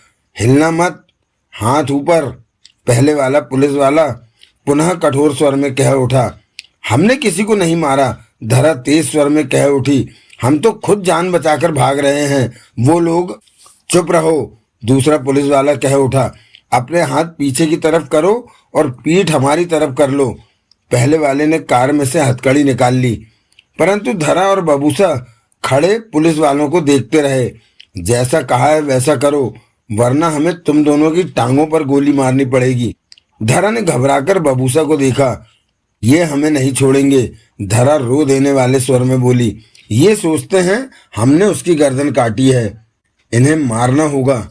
नहीं, ये पुलिस वाले हैं। मेरे रास्ते में जो आएगा वो। कहते कहते बबूसा ठिठका। उसकी निगाह पुलिस वालों के पीछे गली के किनारे पर जा टिकी, जहां से अभी अभी 3 व्यक्तियों ने तेजी से भीतर प्रवेश किया था और वहीं रुक गए थे। बबूसा सतर्क हो उठा। वो डोबू जाति के योद्धा थे। वो लोग यहाँ पहुंच गए, बबूसा ने दबे स्वर में कहा। धरा ने भी उन्हें देखा, फिर पुलिस वालों से कह उठी, उन लोगों ने वो हत्या की है। दोनों पुलिस वालों ने उनकी तरफ रिवाल्वर ताने गर्दन घुमाकर पीछे देखा। तब तक उन तीनों ने फुर्ती से अपने हाथों को कपड़ों के भीतर डालकर हथियार निकाले और तेजी से उन पर चला दिए। दो ने चौकोर पत्ती फेंकी थी और एक ने लंबा खंजर। चौकोर पत्तियां किसी पंखे की भांति हवा में तेजी से घूमती उनकी तरफ बढ़ी। खंजर तो दिखा ही नहीं कि वो हवा में कहां पर है। नीचे बैठ जाओ, बबूसा धरा का हाथ पकड़े नीचे बैठता कह उठा। धरा घबराकर कूलों के बल नीचे जा गिरी। तभी उन्होंने एक पुलिस वाले की गर्दन कटकर उड़ती उछलकर एक तरफ गिरते देखी। दूसरे पुलिस वाले की पीठ में पूरा का पूरा खंजर आ धंसा। एक अन्य फेंकी गई पत्ती बबूसा और धरा के सिरों पर से निकल गई और उसके कहीं गिरने की आवाज आई। गर्दन कटे पुलिस वाले का शरीर बेजान सा नीचे जा गिरा था। दूसरा पुलिस वाला भी नीचे जा गिरा। भागो, बबूसा दांत भींचे गुर्रा उठा। धरा जल्दी से उठ बैठी, परंतु तब तक बबूसा के हाथ में दो नन्हे चाकू चमक उठे। ये क्या कर रहे हो? धरा बोली। भाग जाते हैं यहाँ से। हम भागे तो वो आसानी से हमारा निशाना ले लेंगे। तुम उन्हें ठीक से नहीं जानती, वो पक्के निशानेबाज हैं। कहने के साथ ही बबूसा ने हाथ में दबे चाकुओं को खास अंदाज में झटका दिया। चाकू बबूसा के हाथ से निकल गए। अगले ही पल उन्होंने दो को चाकू लगते देखा। तीसरा फौरन गली से बाहर भागा और पास की दीवार की ओट में हो गया। तब तक वो दोनों नीचे गिर चुके थे। चलो, बबूसा के होठों से गुर्राहट निकली। दोनों उठे और पलटकर गली में भाग निकले। तुम चाकू से निशाना बहुत अच्छा लगाते हो, धरा भागते हुए कह उठी। बबूसा ने कुछ नहीं कहा। चाकुओं पर लगा जहर कैसा है जो फौरन असर कर जाता है? धरा बोली। बहुत घातक जहर है, खून में मिलते ही फौरन असर कर देता है, बबूसा बोला। दोनों तब तक गली से बाहर आ गए थे। शाम हो चुकी थी। गली पार करते ही उधर दूसरी तरफ की सड़क थी जहां वाहन आ जा रहे थे। वो दोनों बिना रुके सड़क पार करने लगे। ऐसा होते ही कई वाहनों के ब्रेक लगे, टायर चीखे, हार्न पर हार्न बजने लगे। परंतु वो सड़क पार करते इस तरह भागते रहे जैसे मैदान हो। सड़क पार कर गए। दूसरी तरफ मार्केट थी। बबूसा ने ठिठक कर गर्दन घुमाई और पीछे देखा, परंतु उसे कोई नहीं दिखा। कितने हैं पीछे? धरा ने जल्दी से पूछा। एक भी नहीं दिखा, परंतु वो पीछे हैं। वो पीछा नहीं छोड़ेंगे। टैक्सी ले लेते हैं, उधर आगे टैक्सी स्टैंड है। दोनों तेजी से आगे बढ़ गए। बबूसा बार बार पीछे और आसपास देख रहा था। तुम चाकू पर लगाने के लिए जहर कहाँ से लाए? धरा बोली। डोबू जाति के पहाड़ों से दूर जंगल में खास जाति के जहरीले सांपों को पकड़कर निकाला था। तुम्हारे चाकू कम होते जा रहे हैं। खत्म हो गए तो कहाँ से? और बहुत है मेरे पास, चाकू भी जहर भी। मैं पूरी तैयारी के साथ निकला था डोबू जाति से। मैं जानता था कि कैसी भी समस्या आ सकती है, परंतु तब ये नहीं सोचा था कि डोबू जाति के योद्धाओं से ही मुकाबला करना पड़ेगा। परंतु उनसे तो तुम मेरी वजह से लड़ रहे हो। मुझे गुस्सा है उन पर। क्या? वो रानी तासा की सहायता कर रहे हैं राजा देव के खिलाफ। रानी तासा बहुत चालाक औरत है। उनकी सहायता से राजा देव को वो वापस सदूर ग्रह पर ले जा सकती है और राजा देव धोखे में फंस सकते हैं। सबसे ज्यादा चिंता तो मुझे इस बात की है कि राजा देव रानी तासा के रूप जाल में न फंस जाएं। मैं तो बहुत उलझन में और मुसीबत में आ फंसी हूँ जब से डोबू जाति में गई हूँ। बबूसा और धरा तेजी से आगे बढ़ते रहे। तुमने जहर और चाकू कहीं रखे हुए हैं? हाँ, जिस होटल में मैं ठहरा था उसी के वेटर को अपना सामान संभाल के रखने को दिया था। मैंने उसे काफी पैसे भी दिए थे। उसके घर का पता और फोन नंबर जानता हूँ। जब लेना होगा सामान मिल जाएगा मुझे। तुमने अपना सामान उसे रखने को क्यों दिया? क्योंकि मेरे लिए वो कीमती था। होटल के कमरे को मैंने कभी भी सुरक्षित नहीं माना। मुझे डर था कि डोबू जाति वाले मुझे ढूंढते वहां तक आ सकते हैं। डोबू जाति से बाहर आकर मैंने रानी तासा से विद्रोह किया है। ऐसे में रानी तासा डोबू जाति के सरदार ओमारू को मेरे बारे में कैसा भी आदेश दे सकती है, लेकिन ऐसा कुछ हुआ नहीं। धरा बोली, मेरी वजह से डोबू जाति से तुम्हारा झगड़ा खड़ा हो गया। बबूसा ने कुछ नहीं कहा। बातों के दौरान चलते हुए वो आसपास और पीछे भी नजरें दौड़ा रहा था। शाम का वक्त था और सड़कों पर लोगों का आना जाना बढ़ गया था। कोई दिखा नहीं, परंतु वो हमारे पास ही हैं। उन्हें कभी भी अपने से दूर मत समझना। वो अपना काम पूरा करके ही रहते हैं। तो क्या वो मुझे मार देंगे? धरा ने थके स्वर में कहा। बबूसा चुप रहा। टैक्सी स्टैंड आ गया। धरा ने वहां से टैक्सी ली और ड्राइवर को एक दूर की जगह बता दी कि वहां जाना है। दोनों पीछे बैठ गए। टैक्सी आगे बढ़ गई। बबूसा की निगाह हर तरफ घूम रही थी और अंत में उसने टैक्सी स्टैंड के पास एक आदमी को खड़े देखा। वो डोबू जाति का था और टैक्सी को जाता देख रहा था। बबूसा के होंठ भिज गए। सोहन लाल के घर भी जाना है, धरा कह उठी। पहले इन लोगों से तो बच लें, ये काफी संख्या में है, बबूसा ने सख्त स्वर में कहा। तुम मेरे लिए काफी परेशानी उठा रहे हो, है ना? धरा ने बबूसा के हाथ पर अपना हाथ रख दिया। बबूसा ने धरा को देखा। तुम ना होते तो अब तक उन्होंने मेरी जान ले ली होती। तुमने ही मुझे बचाए रखा हुआ है। आगे पता नहीं क्या होगा, बबूसा गंभीर स्वर में बोला। तुम आगे भी मुझे बचाए रखोगे? कोशिश करूंगा, परंतु वो हमेशा ही संख्या में बहुत होते हैं। वो कभी भी सफल हो सकते हैं। मुझे यकीन है कि तुम उन्हें हरा दोगे। बबूसा ने अपने हाथ पर पड़े धरा के हाथ को देखते हुए कहा। तुम जब मुझे छूती हो तो मुझे बहुत अच्छा लगता है। धरा ने हाथ को फौरन पीछे कर लिया। हाथ क्यों हटाया?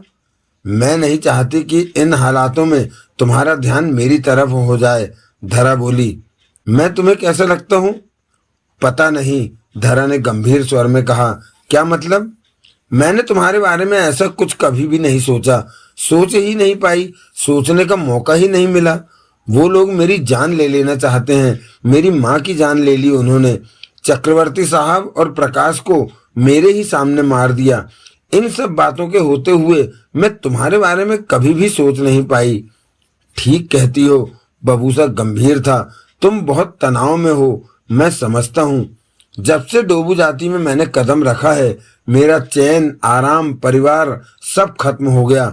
धरा का स्वर भर्रा उठा। मैं घर से बेघर हो गई।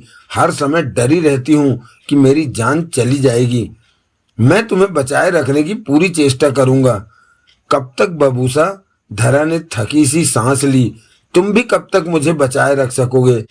तुमने मेरा नाम लिया तो मुझे बहुत अच्छा लगा, बबूसा गंभीर स्वर में बोला। धरा ने बबूसा को देखा, परंतु कहा कुछ नहीं। टैक्सी सड़क पर ट्रैफिक के बीच दौड़े जा रही थी। तुमने शादी क्यों नहीं की? बबूसा ने पूछा। कभी इस बारे में सोचा नहीं, धरा बोली। डोबू जाति में तो शादी नहीं होती, किसी से भी संबंध बनाया जाता है वहां। हाँ, ऐसा होता है, परंतु ये बात मुझे कभी भी पसंद नहीं आई। क्यों? सदूर ग्रह पर भी शादी होती है, तभी औरत मिलती है। वहां 2 शादियां की जा सकती हैं। नया जन्म लेने के बाद भी तुम्हें सदूर ग्रह के बारे में सब पता है? धरा ने पूछा। महापंडित ने मेरा जन्म कराते समय मेरे दिमाग में ऐसा कुछ डाल दिया था कि मुझे इन बातों का ज्ञान रहे। महापंडित जो भी है बहुत समझदार है, बहुत। वो विद्वान है, अक्लमंद है, परंतु अब उसकी बुद्धि ठीक से काम नहीं कर रही। क्यों? वो रानी तासा का साथ दे रहा है। वो सब जानता है कि रानी तासा ने कभी कैसा धोखा दिया था राजा देव को, परंतु वो रानी तासा की हर बात मान रहा है और रानी तासा राजा देव को वापस सदूर ग्रह पर ले जाने का षड्यंत्र रच रही है। जबकि मैं चाहता हूं कि राजा देव इस बारे में स्वयं फैसला ले, और वो फैसला तभी ले सकते हैं जब उन्हें बीती बातों का ज्ञान हो। ज्ञान कैसे होगा? जब वो रानी तासा का चेहरा देखेंगे तो उस जन्म की बातें उन्हें याद आने लगेंगी। ऐसा क्या है रानी तासा के चेहरे में जो? महापंडित ने इस बार रानी तासा का जन्म कराते समय उसके चेहरे पर ऐसा कुछ डाला था कि जिससे चेहरा देखते ही राजा देव को सब कुछ याद आ जाए।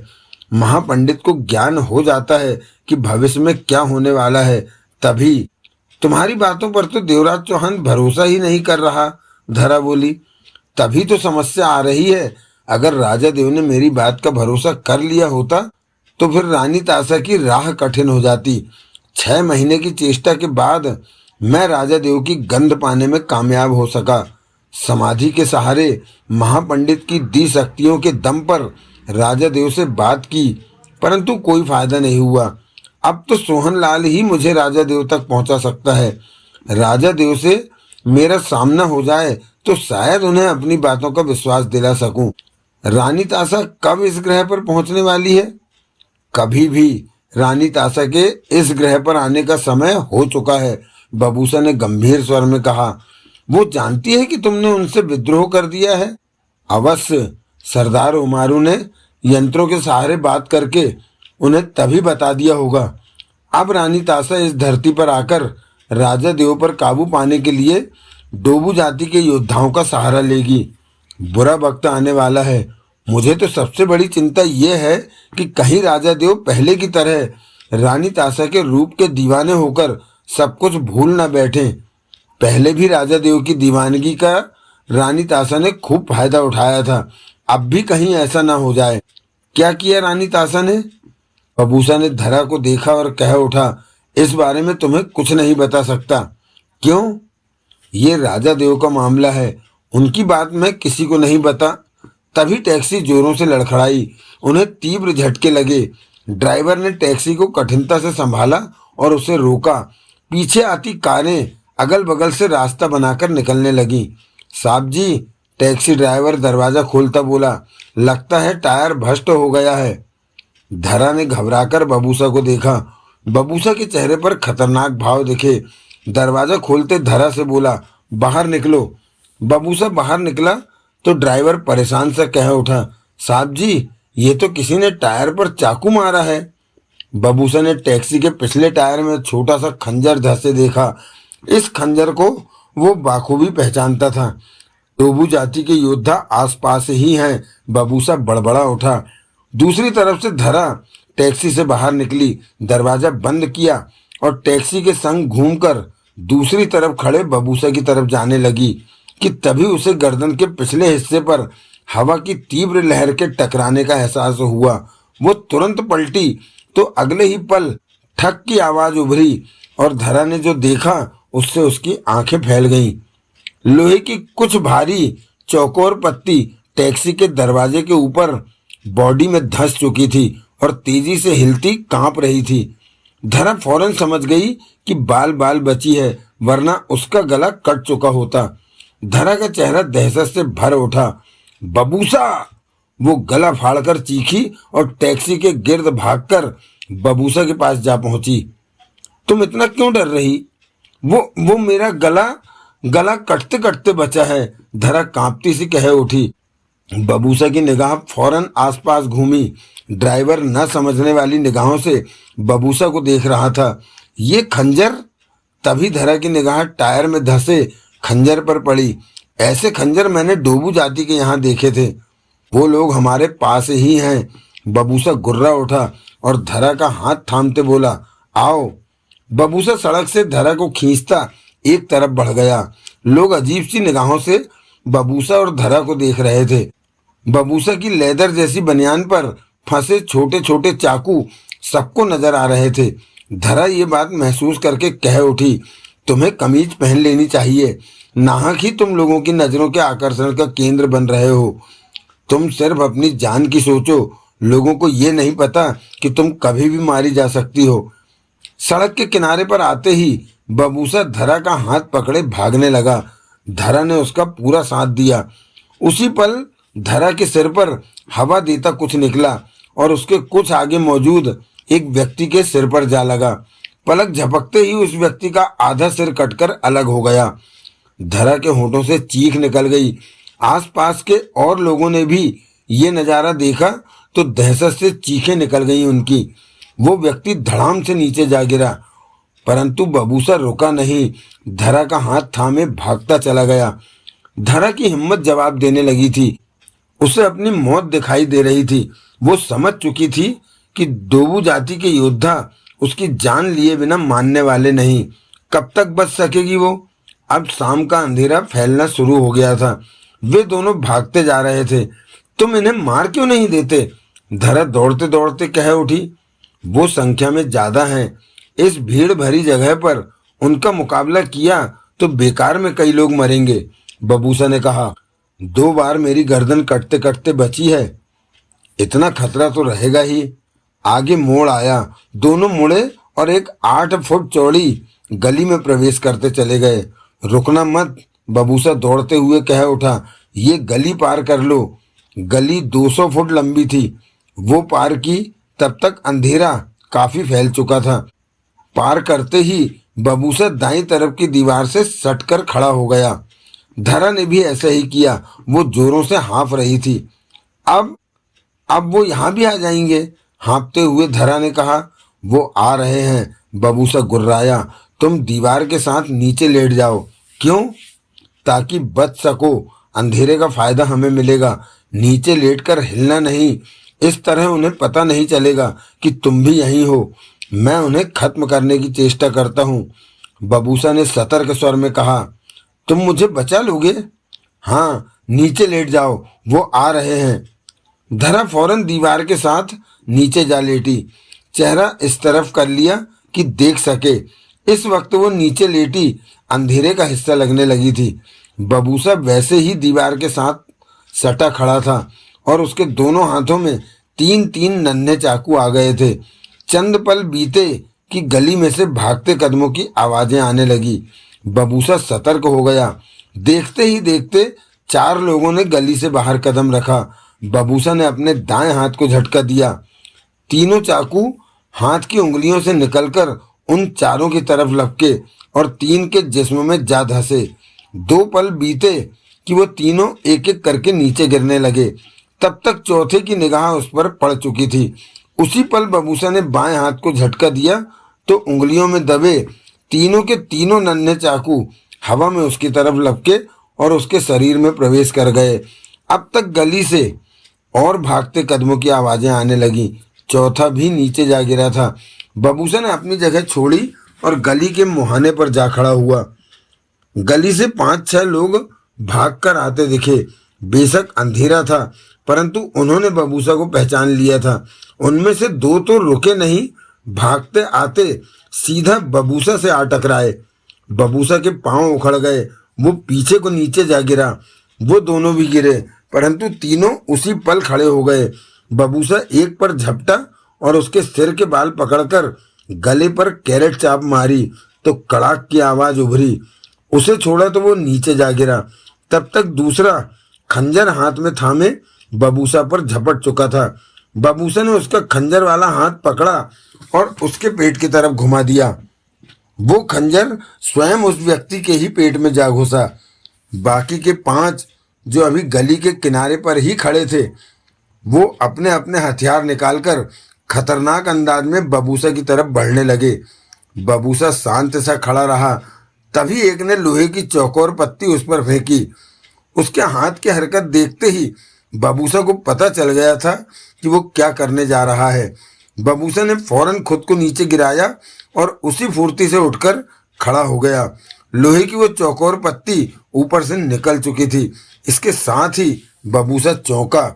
उसने धरा को एकाएक खड़े होकर एक तरफ भागते देखा और उसके पीछे दौड़ते एक आदमी को देखा तो बबूसा समझ गया कि धरा देखी जा चुकी है, उसकी जान खतरे में है। एकाएक वो खूंखारता से भर गया। पलक झपकते ही उसके हाथों में नन्हे चाकू चमकते और सामने वालों को लगते रहे। वो 5 नीचे गिर चुके थे। बबूसा ने एक की कमीज उतारी और उसे पहनते हुए तेजी से उस तरफ दौड़ पड़ा जिस तरफ धरा और वो आदमी दौड़े थे। बबूसा हर हाल में धरा को बचा लेना चाहता था। तभी पीछे से बबूसा की पीठ पर कोई आ गिरा। बबूसा जोरों से लड़खड़ाया, परंतु संभल नहीं पाया और नीचे जा गिरा। पीठ पर पड़े आदमी ने उसकी गर्दन पर बांह लपेट ली और उसे जोर से भींच लिया। बबूसा के होंठों से गुर्राहट निकली और तेजी से करवट ले ली। उसकी पीठ पर पड़ा आदमी उसके नीचे दब गया। बांह कुछ ढीली हुई तो बबूसा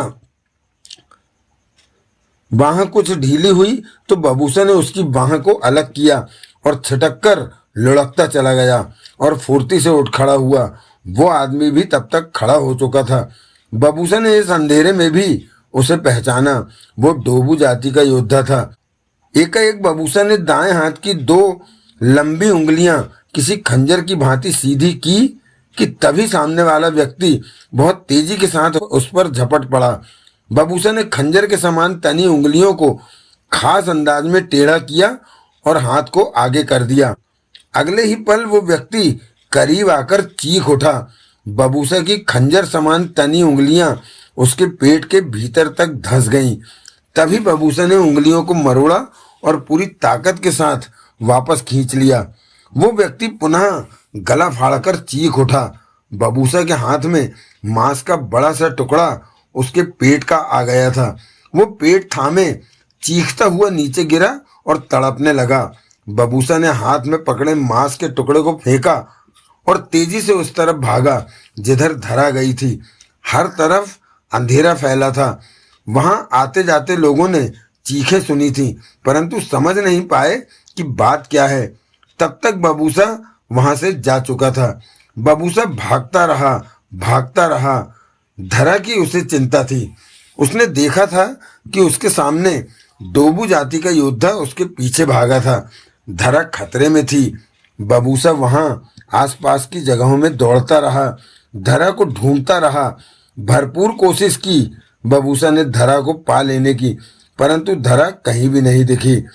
पसीने से भरे बबूसा ने ठिठक कर धरा की गंध का एहसास पाने के लिए तेज तेज सांसें ली, परंतु सफलता नहीं मिली। बबूसा के होठों से गुर्राहट निकली। धरा का इस तरह से हाथ से निकल जाना उसकी हार थी और उसे हार पसंद नहीं थी। उसे लगा कि धरा को उसने हमेशा के लिए खो दिया है।